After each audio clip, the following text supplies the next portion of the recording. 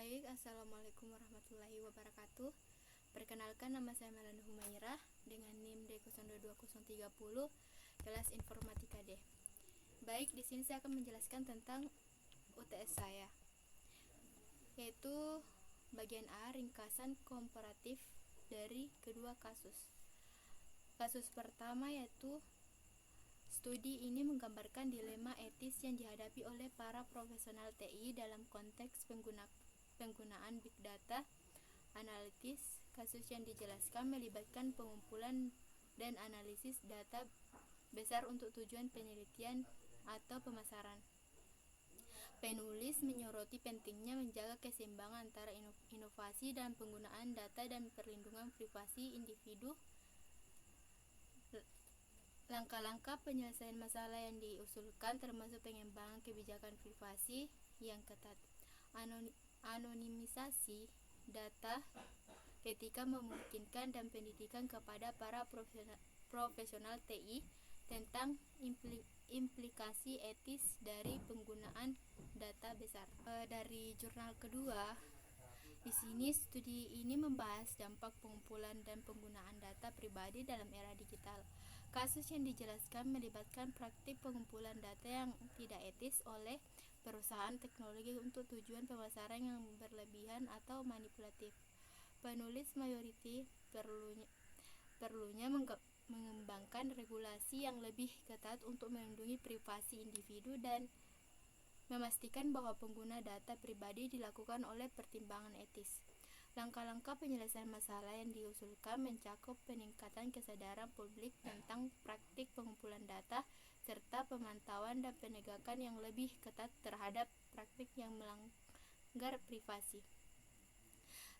Dari ringkasan komparatif ini, kedua judul menggarisbawahi pentingnya mempertimbangkan aspek etis dalam penggunaan data pribadi oleh para profesional TI.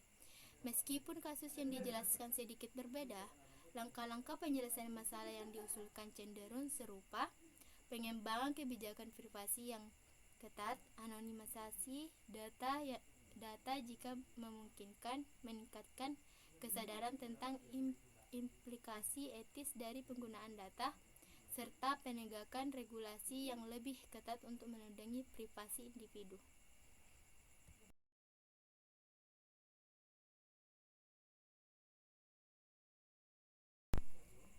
Penerapan prinsip-prinsip etika. Dalam kasus yang Anda ketahui sebelumnya, seperti penggunaan data pribadi untuk analisis prediktif dalam pemasaran atau penelitian, prinsip-prinsip etika yang disarankan oleh kedua jurnal tersebut dapat diterapkan dengan cara yang serupa. Misalnya dengan memastikan bahwa data pribadi disimpan secara aman, bahwa pengguna diberikan informasi yang jelas tentang bagaimana data mereka akan digunakan, dan bahwa keputusan dibuat berdasarkan analisis data adalah adil dan transparan. Dengan memperhatikan prinsip-prinsip ini, para profesional TI dapat memastikan bahwa penggunaan data pribadi dilakukan dengan cara yang etis dan bertanggung jawab. Baik, dalam nomor 2 studi kasus yang saya ambil adalah, dalam studi ini mengeksplorasi dilema etis yang timbul ketika sebuah perusahaan memutuskan untuk mengimplementasikan sistem pemantauan karyawan untuk meningkatkan produktivitas. Sistem ini melibatkan penggunaan perangkat lunak yang dapat melacak aktivitas karyawan, termasuk waktu yang dihabiskan di komputer, situs web yang dikunjungi, dan komunikasi elektronik. Perusahaan ingin memastikan bahwa sumber daya digunakan secara efisien, tetapi juga harus mempertimbangkan privasi dan kebebasan individu karyawan. Di bagian A, analisis faktor-faktor etis.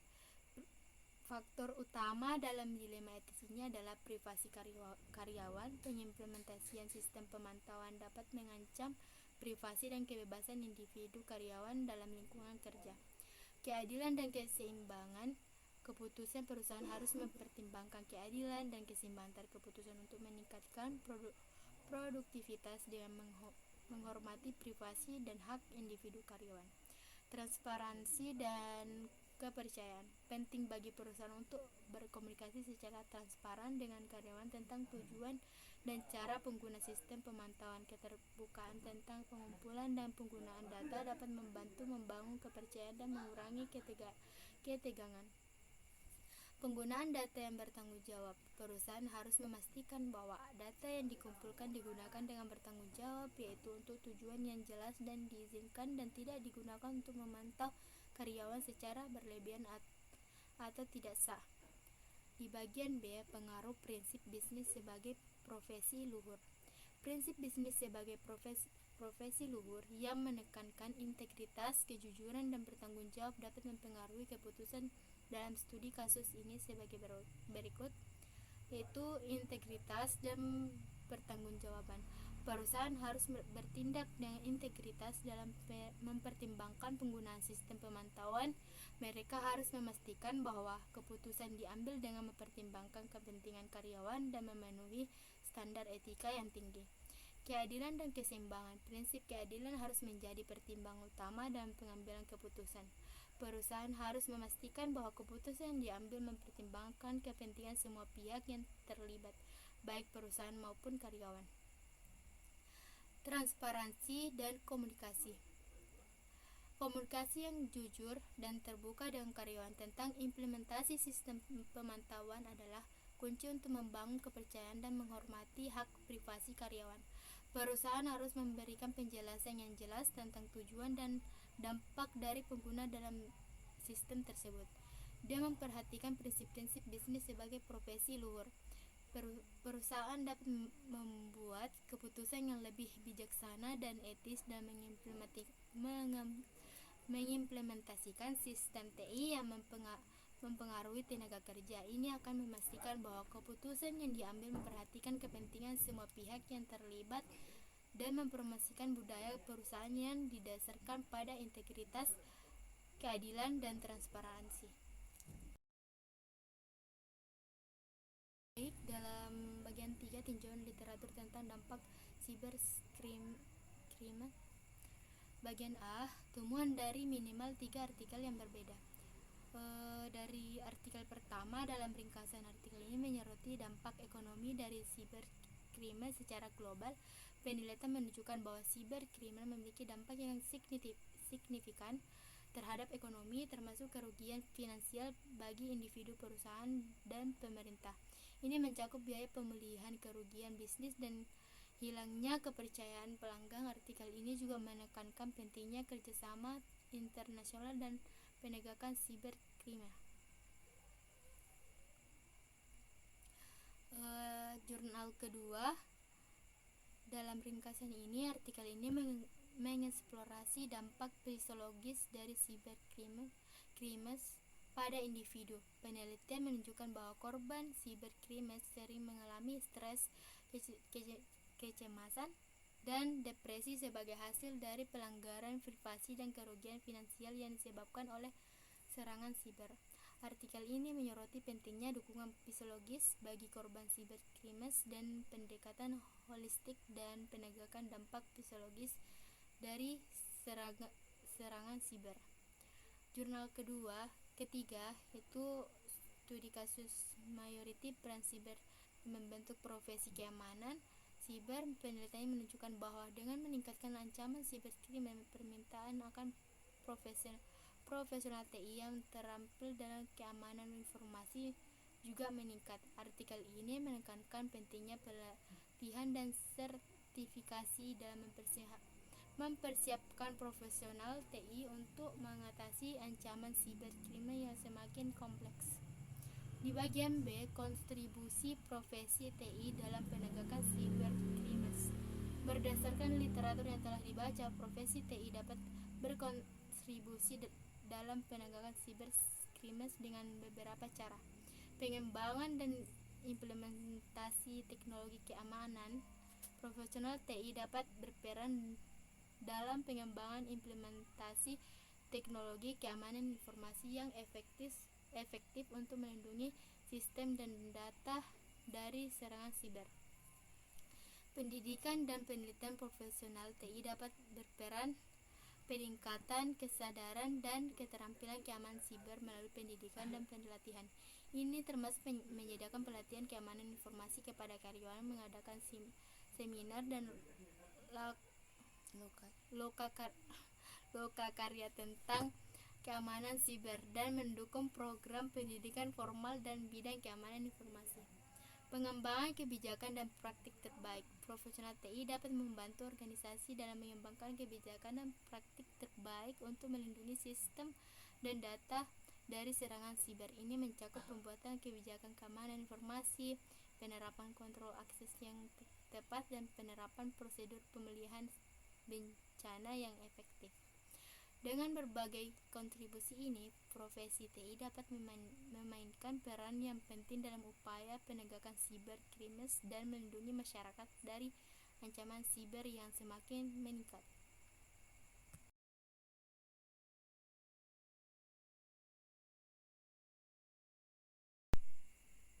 Baik, di bagian 4, bagian artikel hukum.